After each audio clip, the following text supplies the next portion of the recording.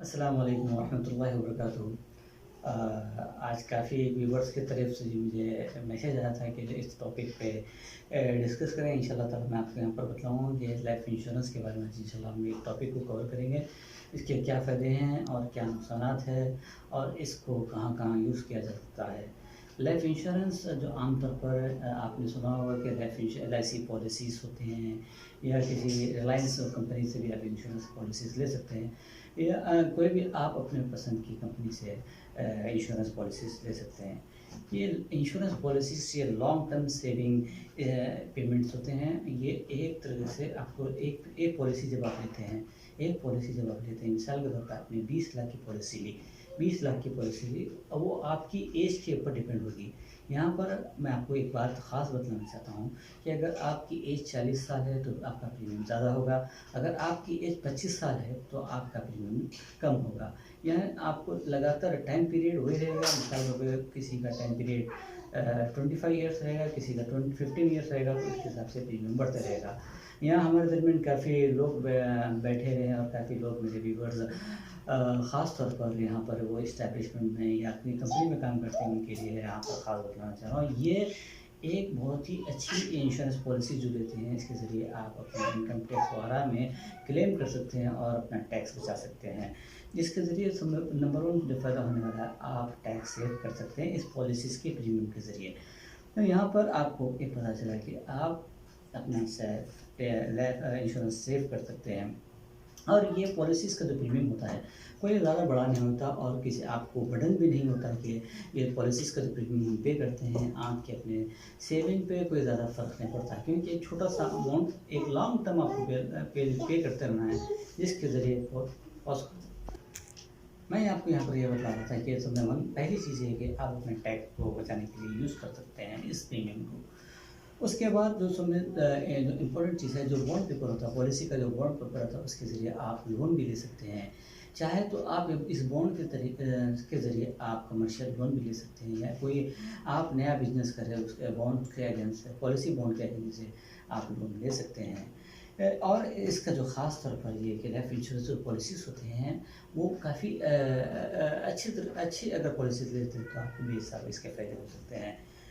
इसके ज़रिए जो समय ये अगर मैं यहाँ पर आपको रुक के बताना चाहूँगा, अगर कोई पॉलिसीज़ लेता है, मिसाल के तौर पर किसी ने 20 साल की पॉलिसीज़ लिया और किसी व्यक्ति का देहांत हो जाता है पॉलिसी से पहले, तो इसकी पॉलिसी एक वो मैच्योर होने का इंतज़ार करने की ज़रूरत नहीं है और ना ही प्रीमियम पे करने की ज़रूरत है। इस पॉलिसी के ज़रिए वो व्यक्ति के ख़ानदान वाले इससे फ़ायदा उठा सकते हैं और पॉलिसी का 100% बेनिफिट अमाउंट मिलता है और साथ ही साथ उसके जो लाइफ डेथ डिसमिस होता है, उसका पूरा फुल अमाउंट बोनस के साथ मिलता है। यहाँ पर मैं आपको बतलाता चलूँ कि ये रिस्क बहुत ही पॉलिसीज़ में कम होता है। आप इसे जब चाहे, जब बिफ़ोर मैच्योर पीरियड से पहले आप चाहें तो पॉलिसी को स्टॉप कर आप पैसे ले सकते हैं। अगर ये ख़ास तौर पर ये किसी भी इंश्योरेंस पॉलिसीज़ की जो ख़ास पहलू ये है कि आप जब चाहे जब इसे क्लेम कर सकते हैं।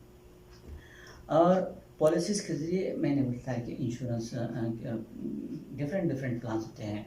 हर पॉलिसी का अलग-अलग प्लान होता है। मिसाल के तौर पे किसी कोई पॉलिसी ले रहे हैं तो आप प्रीमियम अलग होता है।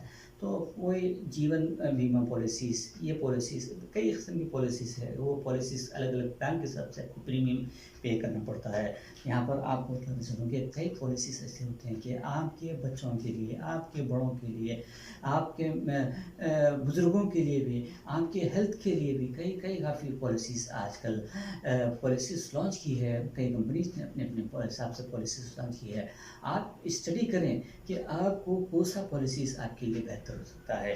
तो ताकि इसके ज़रिए आपको क्या-क्या बेनिफिट मिल सकते हैं। जैसे आजकल हेल्थ की पॉलिसीज़ चल रही है। किसी को अगर हेल्थ कार्ड की ज़रूरत है, तो हेल्थ कार्ड के लिए मिनिमम मंथली अमाउंट होता है, प्रीमियम छोटा-सा प्रीमियम होता है। वो काफ़ी बड़े डिज़ीज़ को भी कवर कर सकते हैं। या फिर आप देखते हैं कि बच्चों की शादी के लिए फंड्स आपको जो है जमा करना है। हिंदुस्तान में तो आपने देखा होगा कि काफ़ी लोग परेशान रहते हैं। जैसे ही वो घर में लड़की आती है तो वो लोग काफ़ी परेशान हो जाते हैं।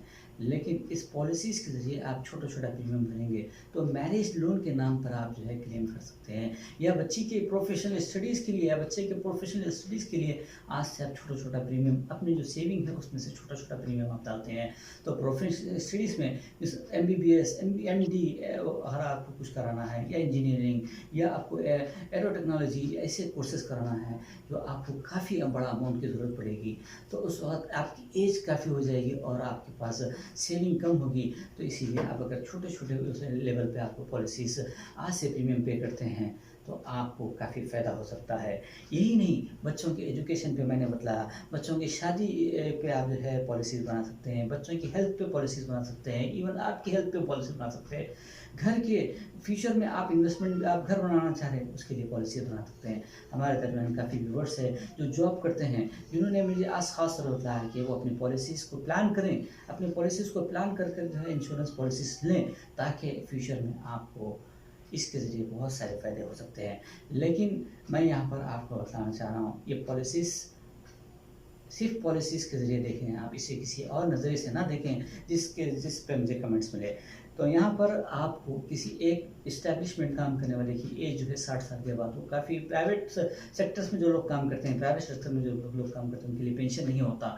बाद में 60 इयर्स रिटायरमेंट के बाद वो सोचते हैं वो हम क्या करेंगे, काफ़ी परेशान, क्योंकि एक लॉन्ग पीरियड बच्चों की पढ़ाई, बच्चों की तालीम पर वो अपना पूरा सेविंग खर्च कर देते हैं, अपने बच्चों की शादी पे पूरा सेविंग खर्च कर देते हैं। बाद में वो जब रिटायरमेंट होते हैं, उनके पास ज़्यादा पैसे नहीं होते।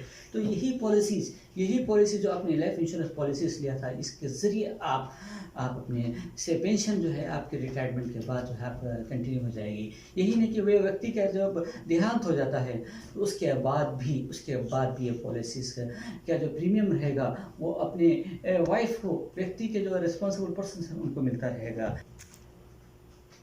मैंने यहाँ पर बताया कि इस पॉलिसीज़ को काफ़ी मैंने यहाँ पर डिस्कशन किया है। वीडियो मैंने बहुत ही लंबी नहीं करना चाहता, तो आपको इस वीडियो चैनल ताज़ा गल्फ़ न्यूज़ के ज़रिए आप जो है मेरा नंबर लें, और इस पे हम डिस्कस करेंगे। और इसमें बहुत ही कम लेवल पे रिस्क है। इंश्योरेंस पॉलिसीज़ में बहुत ही अच्छी कंपनी से आप इंश्योरेंस लेते हैं, तो आपको मैं एश्योरेंस देता हूँ कि 100% आपको गारंटी है कि इसमें रिस्क बहुत ही कम है। लेकिन आप प्लान लें, अच्छे से प्लान करें, डिस्कस करें, पॉलिसी लेने से पहले आप अपने एजेंट से बात करें, ताकि आपको कौन सी कंपनी, एक नहीं 3-4 एजेंट, अलग-अलग कंपनी वालों से एजेंट से बात करते रहें, और उससे फ़ायदे क्या-क्या हो सकते हैं, कितना रिस्क है, कंपनी कितने साल से है, ख़ासतौर पर पॉलिसी लेने से पहले देखें आप कि इंश्योरेंस पॉलिसी कंपनी कब से चल रही है, और ट्रस्टवर्दी है नहीं, इसमें क्या इसका बेस क्या है, इसके किन लेवल पे जो है ये इन्वेस्टमेंट करती है। आप ये तमाम चीज़ों को देखते रहें, और इंशाल्लाह ताला आपको इससे फ़ायदा होगा। आपका दोस्त रशीद उस्मानी इंशाल्लाह नेक्स्ट वीडियो आपके नेक्स्ट रिक्वायरमेंट पे कॉल करते रिकॉर्ड करेगा। थैंक यू, जज़ाकल्लाह, बाय बाय।